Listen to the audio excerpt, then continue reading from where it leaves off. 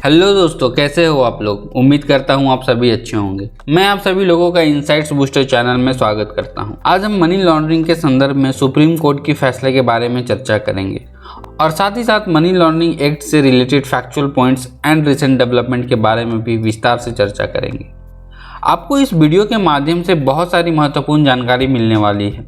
आप किसी भी कॉम्पिटिटिव एग्जाम की तैयारी कर रहे हों या फिर आप ऑलरेडी सेटल लाइफ जी रहे हैं, आप किसी भी फील्ड से हों, अगर आपको लगातार नॉलेज गेन करते रहना पसंद है तो आपको इस वीडियो को अंत तक देखना चाहिए और इनसाइट्स बूस्टर चैनल को सब्सक्राइब कर लेना चाहिए। हमें ये यकीन दिलाया जाता है कि भारत की क्रिमिनल जस्टिस सिस्टम एक खास फिलॉसफी के ऊपर काम करती है और वो है इनोसेंट अंटिल प्रूवन गिल्टी। इस फिलॉसफी का मतलब है सभी संदिग्ध कानून की नज़र में निर्दोष होंगे जब तक उनका अपराध सिद्ध नहीं हो जाता। लगभग सभी संदिग्धों को कानूनी ट्रायल के दौरान बेल लेने का अधिकार होगा। हमारे देश में क्रिमिनल लॉ की सामान्य नियम यह है कि कोई भी आपराधिक कानून रेट्रोएक्टिव नहीं होनी चाहिए।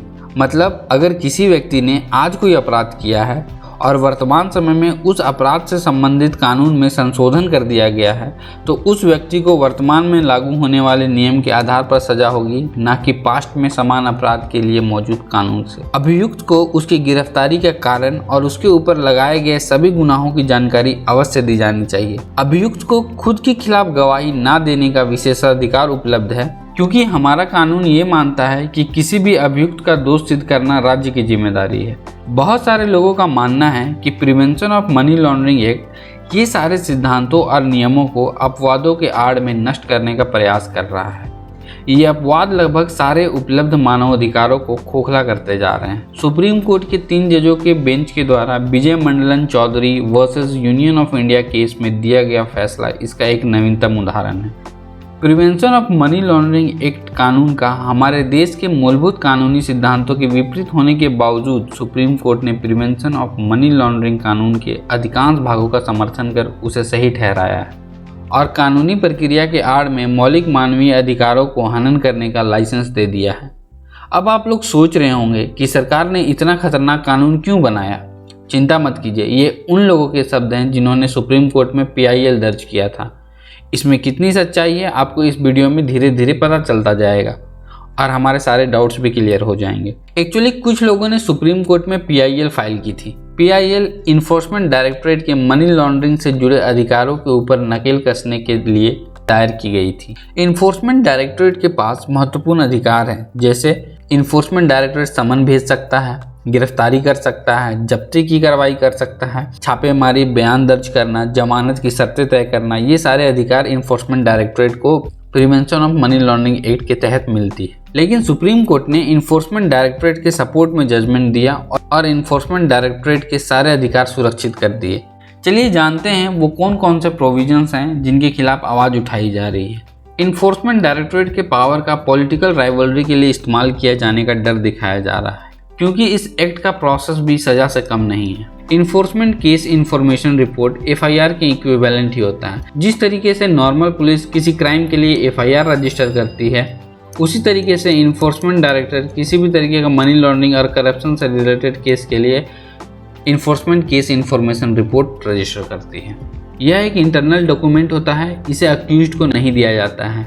ECIR रिपोर्ट नहीं दिए जाने के चलते अक्यूज्ड को ये भी पता नहीं चल पाता कि उसके ऊपर कौन कौन से चार्जेस लगाए गए हैं। सिर्फ उसे गिरफ्तारी का कारण बताया जाता है। मैंने वीडियो की शुरुआत में ही बताया था कि जनरल क्रिमिनल लॉ के अनुसार अक्यूज्ड अपराध सिद्ध होने तक निर्दोष होता है, लेकिन मनी लॉन्ड्रिंग एक्ट के अंतर्गत अक्यूज को दोषी मान लिया जाता है और अपने आप को निर्दोष साबित करने का जिम्मेवारी भी दोषी के ऊपर ही होता है। मतलब अगर अक्यूज खुद को निर्दोष साबित नहीं कर पाया तो गया काम से। अक्यूज को सेल्फ इंक्रिमिनेशन के लिए भी बाध्य किया जा सकता है, जो कि fundamental rights against self incrimination का उल्लंघन है। इन्फोर्समेंट डायरेक्टरेट के काम करने के तरीके और उसकी एफिशिएंसी पर भी सवाल उठाया जा रहा है, और जो कि मुझे जेन्युइन भी लगता है। चलिए देखते हैं कैसे। पार्लियामेंट ऑफ इंडिया के एक रिपोर्ट के अनुसार 2005 से लेकर 2014 के बीच में ईडी ने जितने भी केस फाइल किए थे, जितने भी गिरफ्तारी की थी, उन सारे गिरफ्तारियों में कोई भी कन्विक्ट नहीं हुआ, मीन्स 0 कन्विक्शन।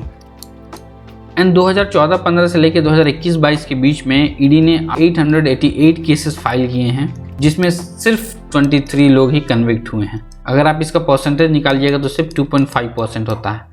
तो ऑब्वियसली कितना कन्विक्शन रेट कम है। अब मनी लॉन्ड्रिंग के बारे में थोड़ी विस्तार से जानने की कोशिश करते हैं।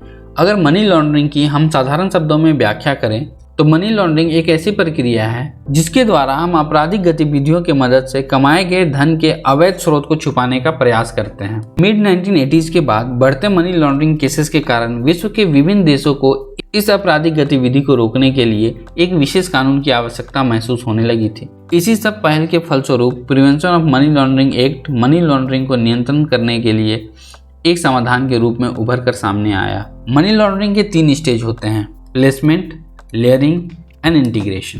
प्लेसमेंट फर्स्ट स्टेज होता है जिसमें डर्टी मनी को लेजिटिमेट फाइनेंशियल सिस्टम में इंटर किया जाता है। And second stage is layering, जिसमें हम multiple transaction and book keeping trick के जरिए मनी की अवैध सोर्स को छुपाने की कोशिश करते हैं। Third stage is integration. इस स्टेज में मनी को लेजिटिमेट अकाउंट से विड्रॉ किया जाता है and after that criminal activities and terrorist activities में इस्तेमाल किया जाता है। मनी लॉन्ड्रिंग करने के बहुत सारे तरीके हैं, जैसे सेल कंपनीज के जरिए, स्ट्रक्चरल डिपॉजिट के जरिए, third party cheque, bulk cash smuggling and cryptocurrency यानी बिटकॉइन के जरिए। मनी लॉन्ड्रिंग का असर सिर्फ इकोनॉमी में ही पड़ता है ये सोचना गलत है। यह एक ऐसा अपराध है जो देश और समाज के हर एक पहलू को अपने साए में ले लेता है, जैसे सामाजिक, आर्थिक एंड राजनीतिक। चलिए देखते हैं सामाजिक क्षेत्र पर क्या क्या प्रभाव पड़ सकता है। आपराधिक गतिविधियों में बढ़ोतरी हो सकती है। हायर रिटर्न होने के कारण यूथ के अट्रैक्ट होने का चांसेस बढ़ जाता है। सोसाइटी का ओवरऑल मोरल स्टैंडर्ड डिक्लाइन हो सकता है। ड्रग्स जैसे चीज़ों की आसानी से उपलब्धता होने के कारण सोशल बैलेंस को नुकसान हो सकता है। प्लेसमेंट के जरिए इलीगल मनी को फिनेंशियल सिस्टम में इंटर करने के कारण फिनेंशियल इंस्टीट्यूशन का रेपुटेशन डैमेज हो सकता है। एंड मनी लॉन्ड्रिंग के बढ़ जाने के कारण हम समाज के कुछ गलत लोगों को ज़्यादा इकोनॉमिक पावर ट्रांसफ़र कर देते हैं। इकोनॉमिक इम्पैक्ट की बात करें तो इससे गवर्नमेंट को रेवेन्यू लॉस हो सकता है। इकोनॉमी में बहुत ज़्यादा इलीगल मनी पंप किए जाने के कारण इकोनॉमी का अनबैलेंस्ड ग्रोथ होता है, जिसके चलते गवर्नमेंट का इकोनॉमी के बारे में सही अंदाज़ा लगाना मुश्किल हो जाता है, जिसके चलते ओवरऑल इकोनॉमिक स्टेबिलिटी पे भी खतरा मंडराते रहता है। देश की इकोनॉमिक कंडीशन का सही अंदाज़ा नहीं लगाने के कारण बहुत ज़्यादा मिस एलोकेशन ऑफ रिसोर्सेज हो जाता है एंड पॉलिसी डिस्टॉर्शन से भी गुजरना पड़ता है। एंड ऑब्वियसली देश में क्रिमिनल एक्टिविटीज़ बढ़ेगी तो फॉरेन इन्वेस्टर कम होंगे and tax evasion culture grow करेगा तो हमारे देश का ईज ऑफ डूइंग बिजनेस के रैंकिंग पे भी असर पड़ेगा। एंड ऑर्गेनाइज्ड क्राइम तो बढ़ेगा ही, क्योंकि मनी लॉन्ड्रिंग का बाई प्रोडक्ट है ऑर्गेनाइज्ड क्राइम। राजनीतिक क्षेत्र भी इसके प्रभाव से नहीं बच सकता है। गवर्नमेंट के डेवलपमेंट स्कीम के ऊपर खर्च करने की कैपेसिटी पर भी असर पड़ेगा और इसका नुकसान आम जनता को उठाना पड़ता है। पॉलिसी डिस्टॉर्शन के बारे में हम इकोनॉमिक इम्पैक्ट्स में देख ही चुके हैं। लेजिस्लेटिव बॉडीज़ को भी मनी लॉन्ड्रिंग का इकोनॉमी में नेगेटिव इफेक्ट और उसके अदर क्राइम के साथ लिंकेज के बारे में पता लगाने में भी बहुत मुश्किलों का सामना करना पड़ता है। आप समझ ही चुके होंगे मनी लॉन्ड्रिंग कितना बड़ा और खतरनाक अपराध है, तो इससे निपटने के लिए भी हमें मजबूत हथियार की आवश्यकता थी।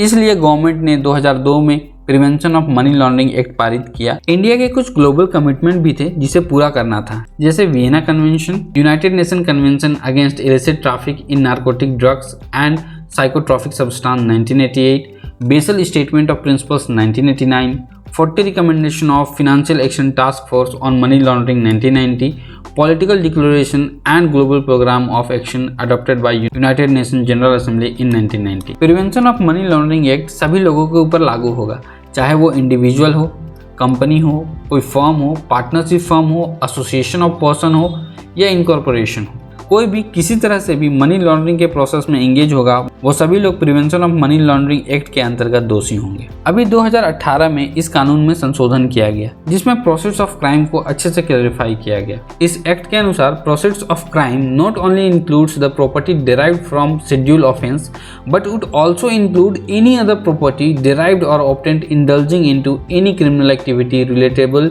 और similar to the schedule offences. Money laundering को फिर से रीडिफाइन किया गया है। मनी लॉन्ड्रिंग पहले एक इंडिपेंडेंट क्राइम नहीं था, बट अब मनी लॉन्ड्रिंग को भी एक इंडिपेंडेंट क्राइम के जैसे कंसीडर किया जाता है। अब से मनी लॉन्ड्रिंग भी एक स्टैंड अलोन क्राइम है। देखते हैं इस अमेंडमेंट को लेकर सुप्रीम कोर्ट का क्या स्टैंड रहा है, जो कि बहुत महत्वपूर्ण है। सुप्रीम कोर्ट ने अपने रिसेंट जजमेंट में मनी लॉन्ड्रिंग को सख्ती से निपटने के बारे में कहा कि आज अगर दुनिया में कहीं भी कोई वित्तीय प्रणाली की गहराई में उतरता है तो यह देख सकता है कि एक बार अगर कोई मास्टरमाइंड अवैध धन को एक अर्थव्यवस्था में मेन स्ट्रीम कर दे तो उस अवैध धन को ट्रेस करना लगभग नामुमकिन हो जाता है। आज देश विदेश में कहीं भी बैठकर माउस के एक क्लिक से कितने भी अवैध राशि को दुनिया के एक कोने से दूसरे कोने तक ट्रांसफर किया जा सकता है।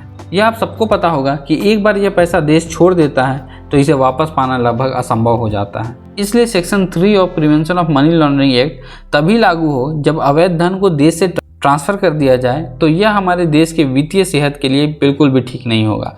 इसलिए कोर्ट ने इन्फोर्समेंट डायरेक्टोरेट का गिरफ्तार करने के अधिकार को बरकरार रखा है। कोर्ट ने 2018 के prevention of money laundering act में किए गए संशोधन को भी जायज ठहराया है। साथ ही साथ कोर्ट ने कहा कि prevention of money laundering act को क्रिमिनल प्रोसीड्योर कोड के साथ कंपेयर नहीं किया जाना चाहिए। An enforcement case information report को FIR के साथ इक्वेट नहीं करना चाहिए। तो गवर्नमेंट इन सब विवादों और एक्ट से जुड़े चिंताओं से निपटने के लिए क्या कदम उठा सकती है? सबसे पहले तो गवर्नमेंट को ये ध्यान देना चाहिए कि prevention of money laundering act का प्रोसेस पनिशमेंट ना बनना पाए, एंड इसके लिए स्पीडी ट्रायल एक सॉल्यूशन हो सकता है। ईडी के पावर के ऊपर इंटरनल चेक्स एंड बैलेंसेस का प्रोविजन होना चाहिए, क्योंकि हम सब जानते हैं एब्सोल्यूट पावर करप्ट्स एब्सोल्यूटली। इससे ईडी के मिसयूज होने को कम किया जा सकता है। ईडी के कामकाज के तरीकों पर भी कॉन्स्टेंटली नजर बनाए रखना चाहिए। अगर किसी तरह की इरेगुलरिटीज पाई जाती है तो एक्ट के द्वारा ईडी को दिए गए पावर की समीक्षा की जानी चाहिए या फिर सुप्रीम कोर्ट को अपने ऑर्डर की समीक्षा करनी चाहिए। तो ये था मनी लॉन्ड्रिंग से रिलेटेड आज का वीडियो। मैं उम्मीद करता हूँ आपको काफ़ी महत्वपूर्ण जानकारी मिली होगी। मैं आपसे रिक्वेस्ट करना चाहता हूँ, आप प्लीज़ इस वीडियो को लाइक करें और हो सके तो अपने दोस्तों के साथ शेयर करें। इस तरह के नॉलेजेबल टॉपिक के ऊपर इन डेप्थ एनालिसिस के लिए इनसाइट्स बूस्टर चैनल को सब्सक्राइब करें और बेल आइकन को प्रेस कर दें। आप सभी के प्यार और स्नेह के लिए इनसाइट्स बूस्टर चैनल आप सभी का धन्यवाद करता है। Thank you so much. This is Alok Kumar Verma signing off.